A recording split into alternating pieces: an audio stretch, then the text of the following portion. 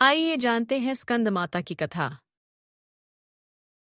बहुत समय पहले की बात है जब असुरों के अत्याचार से तीनों लोग कांप उठे थे। तारकासुर नामक राक्षस ने अपनी घोर तपस्या से ब्रह्मा जी को प्रसन्न कर लिया था। उसने वरदान में अमरत्व तो नहीं मांगा, लेकिन यह मांगा कि उसकी मृत्यु केवल भगवान शिव के पुत्र के हाथों हो। यह जानते हुए कि भगवान शिव तपस्या में लीन हैं और विवाह से दूर हैं, उसने निडर होकर तीनों लोकों में तबाही मचानी शुरू कर दी।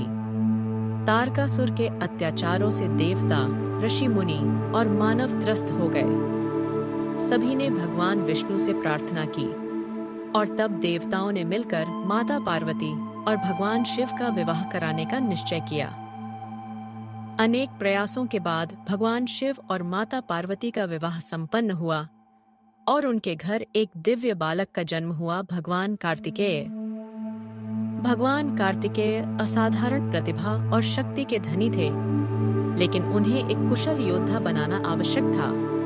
तब माता पार्वती ने अपनी ममता के साथ साथ एक गुरु का रूप धारण किया और स्कंद माता बन गईं। उन्होंने अपने पुत्र कार्तिकेय को हर प्रकार की युद्ध कला, अस्त्र शस्त्र, विद्या नीति और रण कौशल सिखाया।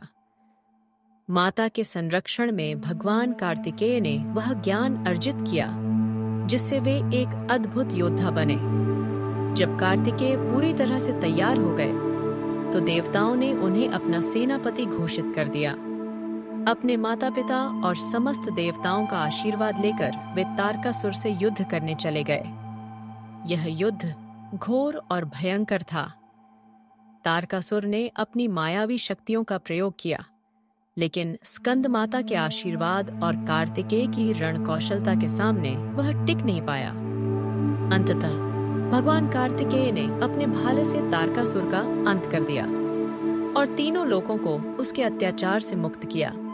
इस प्रकार माता पार्वती का स्कंद माता स्वरूप न केवल ममता और करुणा का प्रतीक है, बल्कि यह भी दर्शाता है कि जब संसार पर संकट आता है तो माँ अपने संतान को उसकी संपूर्ण शक्ति और क्षमता तक पहुंचाने के लिए स्वयं मार्गदर्शक बन जाती है।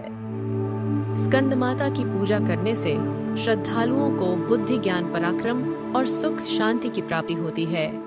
आज भी नवरात्रि के पंचम दिन स्कंद माता की विशेष पूजा की जाती है। कहा जाता है कि जो भक्त सच्चे हृदय से उनकी आराधना करता है, उसकी सभी इच्छाएं पूर्ण होती हैं और उसे मोक्ष की प्राप्ति होती है। जय स्कंद माता। अगर आपको यह कथा पसंद आई हो तो इसे लाइक करें और चैनल को सब्सक्राइब करें। धन्यवाद।